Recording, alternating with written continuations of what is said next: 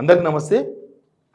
మంత్రి సీతక్క, నిజానికి సీతక్క మీద చాలా మంచి గౌరవం ఉంటుంది, సమాజంలో కూడా సీతక్క మీద మంచి అభిప్రాయం ఉంటుంది. బట్ సీతక్క గారు కూడా మారిపోయారు, గవర్నమెంట్ వచ్చిన తర్వాత మారిపోయారు. అంతకుముందు సీతక్క ఏం మాట్లాడినా జనాల కోసం మాట్లాడుతున్నట్టు అనిపించేది, కానీ ఇప్పుడు సీతక్క ఏం మాట్లాడినా అవకాశవాదం కోసం మాట్లాడుతున్నట్టు అనిపిస్తుంది.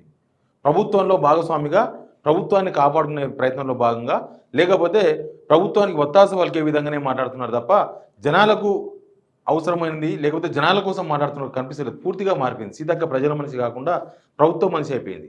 సరే, ప్రభుత్వం వేరా ప్రజలు వేరా అంటే, ప్రభుత్వం ప్రజల కోసం ఉన్నప్పుడు, ప్రజలకు ఏదైనా ఇష్యూ వచ్చినప్పుడు దాన్ని ప్రభుత్వం దృష్టికి తీసుకుపోయి ప్రభుత్వంగా స్పందించాలి.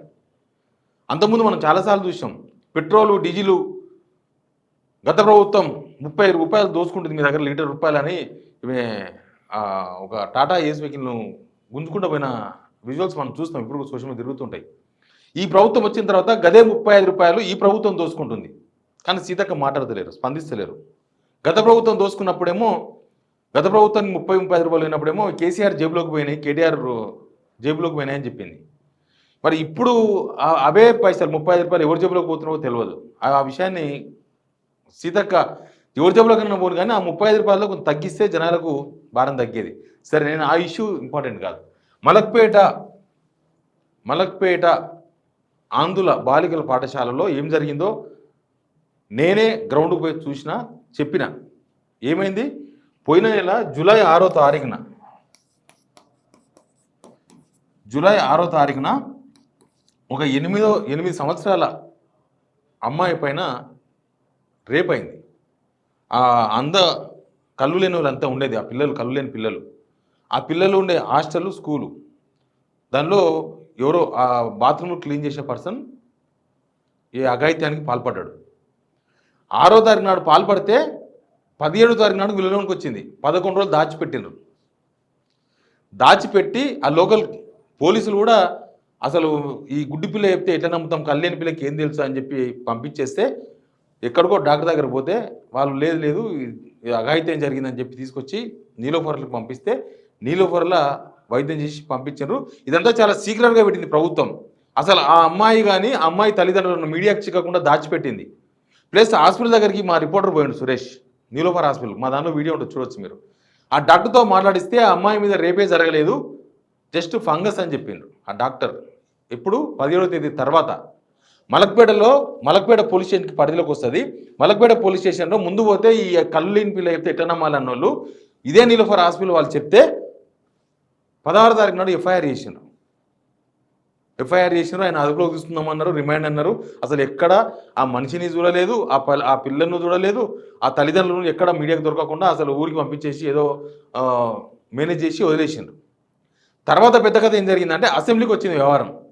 అసెంబ్లీకి వస్తే మాజీ మంత్రి సబితా ఇంద్రారెడ్డి గారు మాట్లాడుతూ రాష్ట్రంలో శాంతి భద్రతల ఇష్యూ మాట్లాడుతూ, మలక్పేటలో ఈ ఆంధ్రుల పాఠశాలలో ఇట్లా జరిగింది, ఇంత ఘోరమా అని మాట్లాడితే సీతక్క దానికి స్పందించి అసలు ఆ హాస్టల్లో, ఆ కళ్ళు లేని పిల్లల హాస్టల్లో అసలు అఘాయిత్యమే జరగలేదు అని సమాధానం ఇచ్చారు.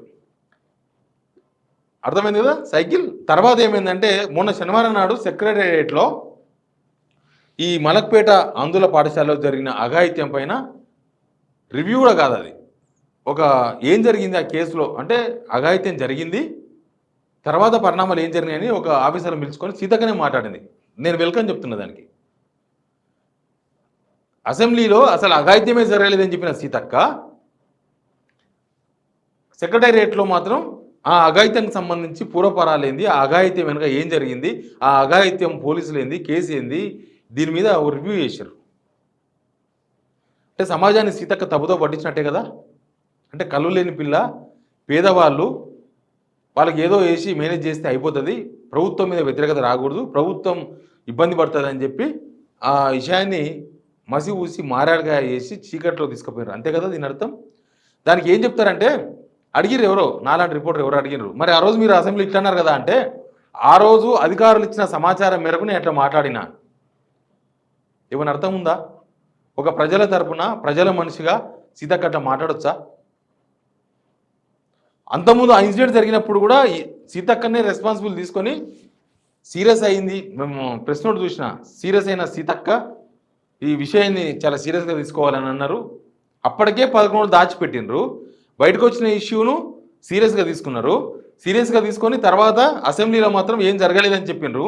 ఎట్లా చెప్తారు? అదే అదే మన దగ్గర వాళ్ళకి తెలిస్తే, మన దగ్గర వాళ్ళకైతే మనం వాళ్ళకి చెప్పగలమా? వాళ్ళు ఎవరో పేదోళ్ళు కాబట్టి వాళ్ళు ఏదో చేసి మేనేజ్ చేసి ఉండొచ్చు. మీరు సమాజంలో 70% పేదలే ఉన్నారు. ఆ 70% పేదలందరూ మేనేజ్ చేస్తారా? సీతక్క కూడా అబద్ధాలు మాట్లాడుతున్నారు. మీరు మంత్రిగా ఉండొచ్చు, కానీ ఒక మనిషి కదా, ఒక మహిళ కదా, అక్కడ ఒక బాలిక మీద జరిగిన విషయాన్ని మీరు ఎట్లా కప్పిపుచ్చగలిగినరు సీతక్క? అసెంబ్లీలో ఎట్లా తప్పుదో పట్టించారు? మీరు ఇప్పుడు అధికారుల మీద చర్యలు తీసుకోవాలి. అధికారులు తప్పుదో పట్టించారు కదా, మీరు చెప్పిన లెక్క ప్రకారం అధికారులు ఇచ్చిన సమాచారం. ఎప్పుడు అసెంబ్లీ జరిగింది? అసెంబ్లీ జరిగింది మొన్ననే కదా. అంటే అక్కడ అదంతా జరిగి అరెస్ట్ అయిపోయి రిమాండ్ అయిపోయిన తర్వాత కూడా అధికారులు మీకు తప్పుడు సమాచారం ఇచ్చిండ్రా? మీరు అధికారుల మీద చర్యలు తీసుకోండి. మీకు ఎవరైతే తప్పుడు సమాచారం ఇచ్చారో అసెంబ్లీ వేదికగా, అసలు మీకు అన్ని విషయాలు తెలిసి కూడా అధికారులు ఇచ్చిన సమాచారం తప్పు అని తెలిసినప్పుడు మీరు అప్పుడే మందలియాలి. మీరు ఆలిచ్చిన సమాచారాన్ని చెప్పిండ్రు కదా, అది మీ బాధ్యత రాహిత్యం. లేకపోతే మీరు అధికారుల మీద చర్యలు తీసుకోవాలి. ఎవరో వాళ్ళు అసెంబ్లీకి వచ్చేది చాలా చీఫ్లే వస్తారు కదా, కింద క్లర్క్లు ఎవరిని అసెంబ్లీకి రానియరు కదా. దానికి సంబంధించి ఎవరు తప్పుడు సమాచారం ఇచ్చిండ్రో మీరు బాధ్యత గల మంత్రి అయితే ఆ అధికారుల మీద చర్యలు తీసుకోండి. జనాలను తప్పుదో పట్టించారు మీరు. మీకు అన్ని విషయాలు తెలిసి కూడా అబద్ధం చెప్పిండ్రు. అయిపోయింది. అసలు ఆ కేసు ఆల్రెడీ రిమాండ్ చేసినామని చెప్పారు. ఆ రిమాండ్ అయ్యిండ్రో, అసలు ఆ కేసు బుక్ చేసిరో బుక్ చేయలేదో కూడా తెలియదు. పోలీస్ స్టేషన్ కూడా పోయిండు మా సురేష్. పోలీస్ స్టేషన్ కూడా ఇన్ఫర్మేషన్ ఇవ్వలేదు. హాస్పిటల్లో డాక్టర్ పోతేనేమో ఏం జరగలేదు, ఫంగస్ అన్నాడు. మరి ఫంగస్ అయితే ఏమీ జరగకపోతే ఆ హాస్టల్ వార్డెన్ మీద చర్యలు తీసుకున్నాడు. సస్పెండ్ చేసిండ్రు హాస్టల్ వార్డెన్ని. సీసీటీవీ ఫుటేజ్ మాయం చేసిండ్రు. 6వ తారీఖు నాడు సాయంత్రం ఇన్సిడెంట్ జరిగితే 5వ తారీఖు సాయంత్రంకి వెళ్ళి 10వ తారీఖు దాకా నో ఫుటేజ్, సీసీటీవీ ఫుటేజ్. కళ్ళు లేని పిల్లల హాస్టల్లో స్కూల్లో సీసీటీవీ పనిచేయలేదు, ఫుటేజ్ మాయం చేసారు. ఇక మీరు సమాజానికి, మహిళలకు, చిన్నపిల్లలకు, ఈ ఆడపిల్లలకు, చిన్న చిన్న పిల్లలు వచ్చి ఆ గురుకులలో అక్కడ ఇక్కడ ఉన్న వాళ్ళకి మీరు ఏం ధైర్యం చెప్తారు ఇట్లా మాట్లాడితే? సమాజాన్ని తప్పుదో పట్టించారు. మీరు అర్జెంటుగా మీకు తప్పుడు సమాచారం మీకు తెలిసినా మీరు తప్పుడు సమాచారం చెప్పిండ్రు, అది మీ తప్పు. మీకు అధికారులు తప్పుడు సమాచారం ఇచ్చినా మీరు అన్నారు, అధికారులను మీద చర్యలు తీసుకోండి. అప్పుడు మీరు చెప్పిన దానికి కొంత నమ్మబుద్ధి అవుతుంది. లేకపోతే మీరే సమాజాన్ని తప్పుదో పట్టించి దీనిలో మీరే దోషి. మీరే దోషి. ఒక తప్పు జరిగినప్పుడు ఆ తప్పును తప్పుగా చెప్పకపోవడం, ఆ తప్పును కప్పిపుచ్చే ప్రయత్నం చేయడం, ఆ తప్పు కన్నా పెద్ద తప్పు ఇది. కాబట్టి సీతక్క దీనిలో ఖచ్చితంగా చర్యలు తీసుకోవాలి. ఒక బాధ్యత గల మహిళగా, బాధ్యత గల మహిళా మంత్రిగా, ఒక ప్రజల మనిషిగా ఖచ్చితంగా ఈ విషయంలో రెస్పాండ్ కావాలి. ఆ అధికారుల మీద చర్యలు తీసుకోవాలి.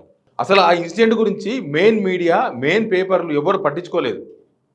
ఒక్క ఆంధ్రజ్యోతి పేపర్ మాత్రమే రాయగలిగింది. మిగతా పేపర్లు ఎవరు రాయలే వార్త. ఏ యూట్యూబ్ ఛానల్ కూడా కనీసం కవర్ చేయలేకపోయింది. నేనే పోయి కవర్ చేసిన. నేనే పోయి ఆ పిల్లలతో మాట్లాడి, ఆ పిల్లల తల్లిదండ్రులతో మాట్లాడితే ఆ రోజు ఏడుస్తున్నారు వాళ్ళ పిల్లలు. అంత ఘోరమైన సిచ్యువేషన్ అది. దాన్ని సమాజం దృష్టికి రాకుండా దాచిపెట్టాలని ప్రయత్నం చేసింది ప్రభుత్వం. Please subscribe signal TV.